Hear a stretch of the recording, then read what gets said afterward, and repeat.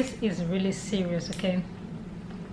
As African women, right from childhood, we are being taught about certain values, okay? That no matter where you find yourself, you still uphold to those values, okay? It can be something as simple as the way you sit in public, the way you talk in public, the way you talk to elders, just simple basic stuff like that, you know what I mean? Are some of the values that we're being taught as African women, okay? But for some reason these days, when we travel out of the country, it looks like we put those values behind us and be like, okay, I'm somewhere else right now, I don't need to be dealing with those values. Those values can sit down somewhere, okay? Which is not good. Why am I saying this? I'm saying this in regards to a video I watched, and I was, should I use the word dumbfounded? I'm trying to figure out like what kind of word that I can use to describe the situation. So this African lady, okay, was calling the police on her mother-in-law, and the husband was there pleading with her, and I was like, what if that was your own mother? I don't know what the situation is, I don't know what happened. You know how things are these days, like people are just quick to like pick up their phones and start recording, like from wherever they start recording, you know what I mean? So I can't really explain like what transpired between both of them. But no matter what the situation is, would you call police on your own mother if that was your own mother? This is a man that you claim to love so much, okay, and you have a child by that man. No matter what the situation is, you can handle that situation at home with that man and your mother-in-law, instead of calling the police on your mother-in-law, somebody that left probably the village to come assist you, come help you, and you end up treating the person that way. Like I said, no matter what the situation is, that was uncalled for, okay? I know there are some mother-in-laws that, oh my god, that can be so troublesome that you say to yourself like, hey, how did I accept this marriage? Like, what was I thinking? You know what I mean? Just like there are some good mother-in-laws, okay, and you have some troublesome daughter-in-laws, okay, that no matter how nice and sweet this mother-in-law is to you, they still find a reason, okay, reason just to like just explode, you know.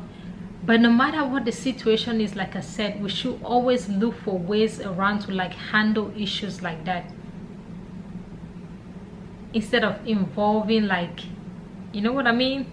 I feel like that was so uncalled for, and the man is there pleading with you not to do that. You kept doing it. Like, what kind of values are you showing to, like, let's say for example your own child? If your child is there watching, that's your grandmother, and you calling the police on her, why? What for? No matter how deep, no matter how painful the situation is, okay, you can get your husband, that's his mom, to talk to his mom. Or yeah, I can have like a little family meeting. That's what we do, okay, as Africans. That's what we do. You solve your problems at home, okay, instead of involving the police in it. You know, that whole thing really got me, okay, because look at it this way, parents are not perfect, okay? They're not perfect, just like we are not perfect. If you can do that to another person's mother, how would you feel if another person were to do that same thing to your own mom or to your own dad? You know what I mean? Depending on what the situation is, how would you feel? Let's say for example, you have you have like your own brother, okay, who is married to like another woman, okay, then another, let's say your mom goes there to go visit your brother or to go help your brother out with the kids, and your brother's wife, okay, called the police on your own mom. As a woman, as a lady, how would you react? Those are some of the things that people do not take into consideration, okay? They say, do unto others what you want them to do to you. Because I don't think if the situation were to be turned around, okay, and another woman does this to your own mother,